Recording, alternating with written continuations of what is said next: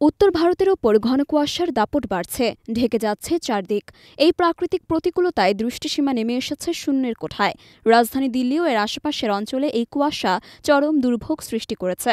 Flight ও train চলাচল মারাত্মকভাবে ব্যাহত হয়েছে, ভোগান্তিতে পড়েছেন হাজারো মানুষ।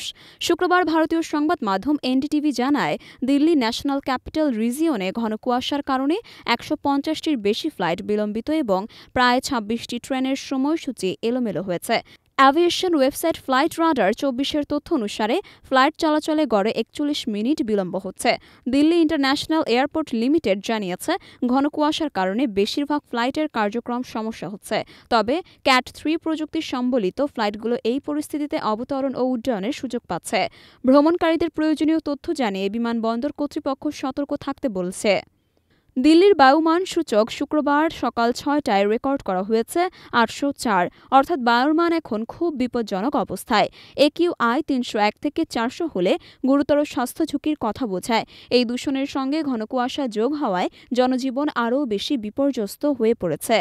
ভারতের আবহাওয়া দপ্তরের তথ্য মতে, শুক্রবার দিল্লির সর্বনিম্ন তাপমাত্রা রেকর্ড করা হয়েছে ৯.৬ ডিগ্রি সেলসিয়াস। দিনের সর্বোচ্চ সর্বনিম্ন তাপমাত্রা ৬ থেকে ২০ ডিগ্রির মধ্যে থাকার পূর্বাভাস দেওয়া হয়েছে। পাঞ্জাব, হরিয়ানা ও রাজস্থানের মাঝারি থেকে ঘন কুয়াশার সতর্কতা জারি করা হয়েছে। গত কয়েক সপ্তাহে উত্তর ভারতে বারবার দেখা দিচ্ছে এমন পরিস্থিতি। শীতকালের সঙ্গে এই অঞ্চলে কুয়াশার তীব্রতা নতুন নয়, তবে বায়ু দূষণের প্রভাবের কারণে এবার তা আরও বেশি জটিল হয়ে উঠেছে। শত শত ফ্লাইট ও ট্রেন বাতিল বা বিলম্বিত হওয়ায় মানুষের যাতায়াতে তৈরি হয়েছে বিশৃঙ্খলা। উত্তর ভারতের বাসিন্দারা শীত ও কুয়াশার সঙ্গে দূষণের এ চরম সংকটে দিশেহারা। জনস্বাস্থ্য বিশেষজ্ঞরা দূষণ ও কুয়াশার কারণে শ্বাসতন্ত্রের জটিলতা বাড়ার আশঙ্কা করছেন।